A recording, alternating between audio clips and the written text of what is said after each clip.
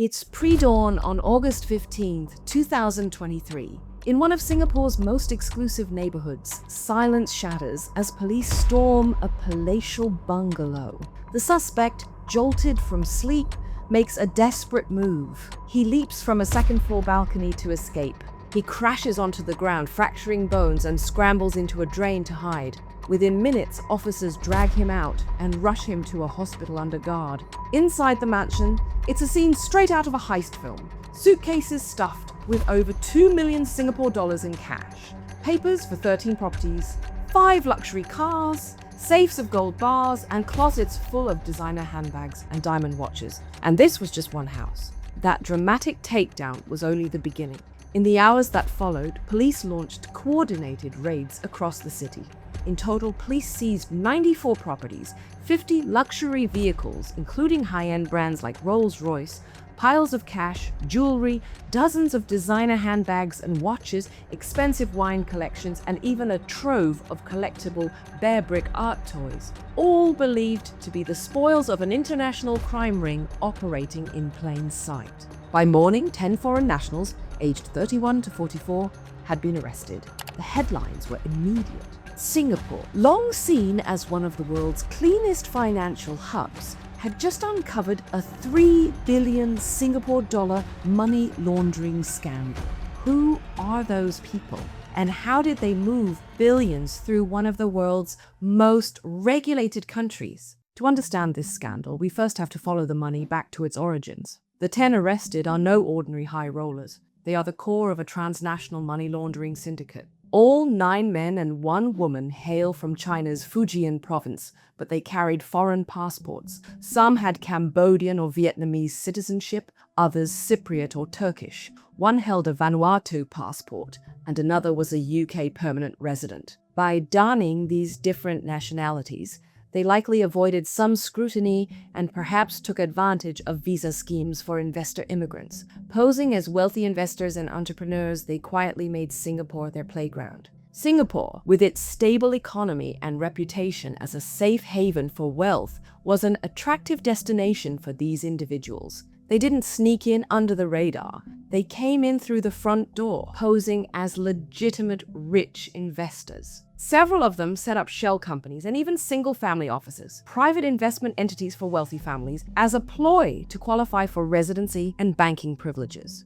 In many cases, their spouses were listed as directors or owners of these paper companies, and through them, the offenders obtained employment passes and a veneer of respectability to legitimize their stay in Singapore. Their lifestyles were the stuff of movies. Haijin, for instance, the man who attempted the escape, rented the Bukit Timah mansion for 80,000 Singapore dollars a month, complete with a private mini golf course in the yard and a karaoke lounge in the basement. He was known for hosting lavish late-night parties, complete with hired bartenders, even during COVID, much to his neighbors' envy and ire. Another member snapped up 2 Sentosa Cove bungalows for over 36 million Singapore dollars. The syndicate members drove Bentleys and Rolls-Royces, collected hundreds of luxury watches and Hermes handbags, and displayed pricey art and collectibles like Bearbrick figurines in their homes. Behind the flashy facades, however, lurked criminal enterprises overseas. Investigators revealed that the group had been laundering proceeds from scams,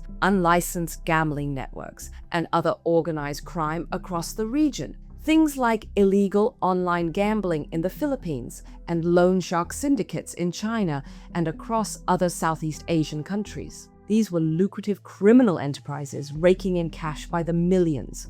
But dirty money is of little use if you can't spend it openly, and that's where Singapore entered the picture. For years, millions in illicit funds were funneled into Singapore, where the syndicate tried to wash them clean by splurging on assets and investing through shell companies. They even forged bank statements to explain the sudden inflows of wealth. For a while it worked. They lived like royalty in one of the world's richest cities, unnoticed by law enforcement. But as their profile grew, so did suspicions in certain corners. As early as 2021, a good 2 years before the dramatic raids, red flags had begun to appear. Banks in Singapore filed suspicious transaction reports after noticing anomalies, and there were dribs and drabs of information coming in about forged documents tied to some of these individuals. By early 2022, the Commercial Affairs Department had launched a comprehensive intelligence probe, mapping out links between the suspects and their overseas criminal activities. Slowly but surely,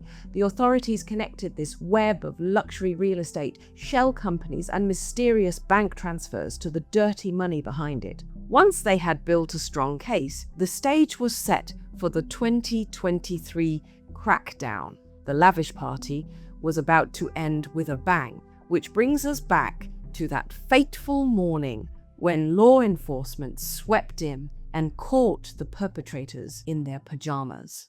After the high-stakes raids came the slow grind of justice. In the days that followed, all 10 suspects were charged, some arriving in court bruised, bandaged, and in one case live from a hospital bed. Haijin, the infamous balcony jumper, appeared via video link, legs in casts and all. Charges included money laundering, forgery, possessing criminal proceeds, and, in Su's case, resisting arrest. At first, some of them looked ready to fight it out in court, but by mid-2024, every single one had pleaded guilty. Perhaps they knew the odds weren't in their favor, or maybe they'd already struck a better deal. Then came the sentencing, and here's where things took a curious turn.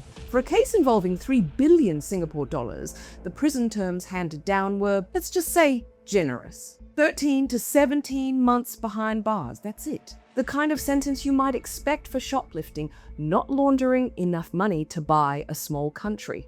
The public was stunned by the sentencing, but prosecutors explained it that under Singapore law, each person was charged based only on what could be conclusively proven, not the entire 3 billion. So while the headlines screamed billion-dollar scandal, the courtroom dealt with individual sums, sometimes just a few million per person. For example, one convict, Wang Baosen, pleaded guilty to holding about 600,000 Singapore dollars of dirty money in his wife's account and using 1.48 million Singapore dollars to buy a luxury condo. Other charges were dropped. Based on those charges, his 13-month sentence was within legal limits. Prosecutors didn't go after the full 3 billion Singapore dollars. Doing so might have dragged out the trial and risked losing. The law allowed for a maximum of 3 years per charge. Given their guilty pleas, clean records in Singapore, and full cooperation, the judges stayed well below that. But here's the kicker. Jail wasn't even the main penalty. The real prize came in the form of asset forfeiture. The 10 convicted individuals surrendered a whopping 944 million Singapore dollars. Properties, luxury cars, gold bars, bank accounts, and designer goods. All gone. Their bungalows, Bentleys, and Bearbricks, now property of the state, to be auctioned off, with proceeds funneled into Singapore's consolidated fund. In other words, the government just got a $944 million upgrade, and after their short stay in prison, some released early for good behavior, they were deported and permanently banned from re-entering Singapore. But the scandal wasn't limited to just these 10. Authorities had identified 27 suspects in total. While 10 were caught during the raids, 17 others were overseas, and they stayed there. Singapore moved to freeze their assets anyway.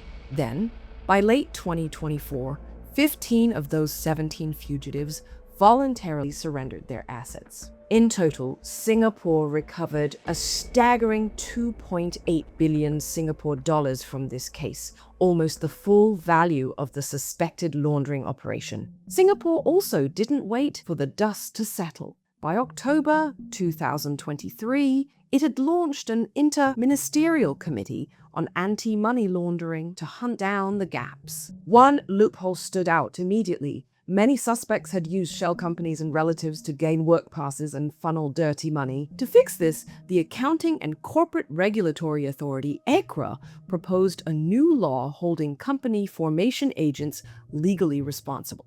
Those who helped set up shady firms could now face fines of up to 100,000 Singapore dollars. Banks weren't spared either.